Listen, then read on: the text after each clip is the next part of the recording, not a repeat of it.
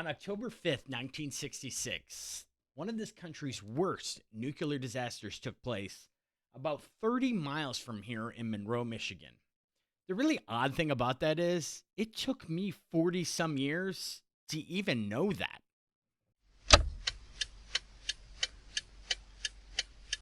Monroe, Michigan is located between Detroit and Toledo, Ohio. Almost smack dab in the middle, probably a little farther south and closer to Ohio than it is to Detroit.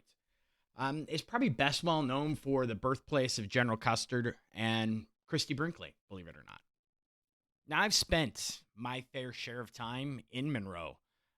Actually worked a few years down there, very, very close to what is now the Fermi 2 nuclear power plant.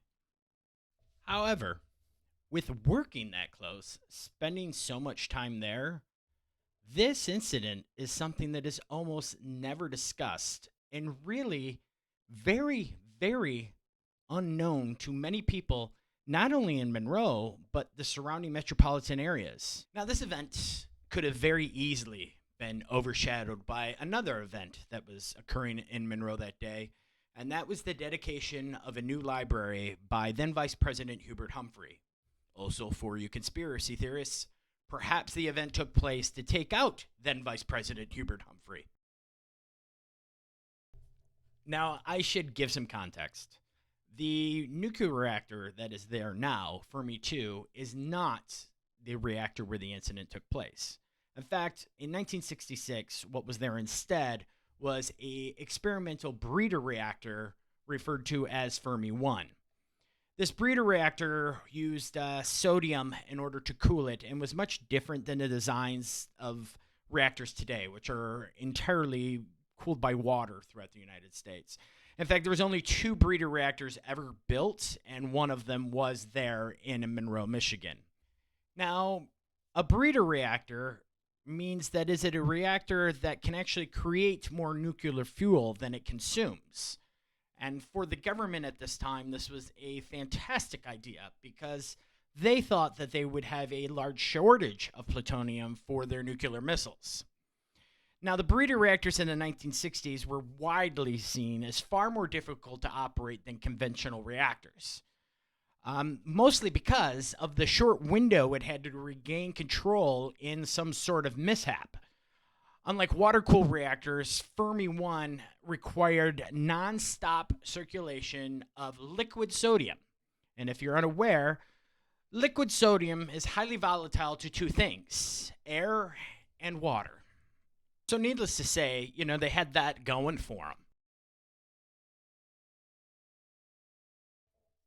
The Fermi accident occurred when a metal object broke loose inside the reactor vessel and blocked the sodium liquid from cooling a portion of the fuel, allowing about 1% to melt, thus the word meltdown. The accident investigation lasted months and involved speculation that it was a beer can was the metal object that blocked the coolant. Now, I'm trying to be kind to you, Monroe, but we all know that that was probably a possibility. Official time of the incident was 3:09 p.m. At this point, alarms started to sound throughout the facility, indicating that there was some sort of radiation leak occurring. Those alarms did indicate an automatic sealing shut of the reactor building. Interesting enough, this incident resulted in no injuries or hazardous leaks into the environment whatsoever. Finally, in early 1968, the metal piece that had caused the entire meltdown was pulled out, and it was not a beer can. It was a zirconium metal plate used as a safety device within the reactor core, but it had broken loose, causing the event.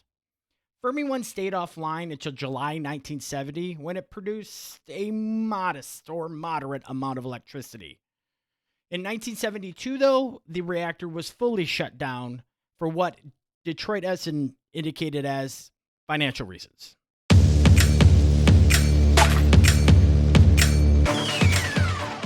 There's another side to this story, and it is documented, if you want to use that word, in the book by John C. Fuller, We Almost Lost Detroit. The book is actually a source of a lot of the conspiracy rumors, theories that take place concerning the events of Fermi 1. One being the beer can.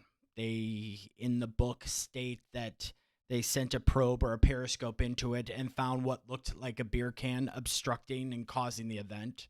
There's also the story that there is a cover up of sense that I can't say I totally disagree with, considering the fact that so few people discuss this incident today. In that theory, there is stated that the police were contacted and told not to tell anyone about the event. However, there is nothing within the book giving any proof that that phone call ever took place. In 1976, a critique of We Almost Lost Detroit was written by Earl M. Page on behalf of Detroit Edison.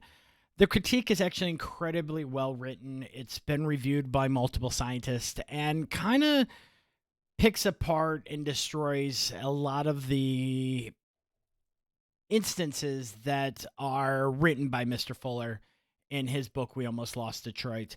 It picks out how he was creative in picking out certain quotes that people said without giving the full context of many of the events. It kind of dismantles the entire book, but unfortunately is one of those things that's going to get lost to history without a publishing deal or something along those lines, but is an incredibly well written and, as I said before, kind of dismantles a lot of what was said by Mr. Fuller and kind of shows it to be more of a propaganda against nuclear energy than anything else. Although the book is definitely polemic, it did inspire Gil Scott-Heron's song, We Almost Lost Detroit, where if you've not had the opportunity to hear it, I encourage you to greatly go out and seek it. It is fantastic and probably one of the greatest things that was inspired by this event, foregoing nuclear safety and protocols and things of the such. However, if you get the opportunity, please definitely check that out. If I get a chance, I'll put a link in the notes below. Well done. Now answer my question. Why did it take me 40 some odd years to realize this event even took place? Well, maybe because it really wasn't much of an event. Now, don't get me wrong. It was a nuclear meltdown. We've shown that, and it's most definitely occurred. However, in the end, it was mitigated. The situation was essentially resolved, and everything occurred as it was supposed to when something went wrong. And it really had very little cultural impact in the local area. And that's probably a really good indicator that it really wasn't that big of a deal. Now, I understand the books were written as well as the songs, but in the end, it just kind of happened. Not a whole lot different than, spilling milk. All right, maybe that's an exaggeration. But in the end, I'm Jay Marsh, and this has been the Exit Ramp.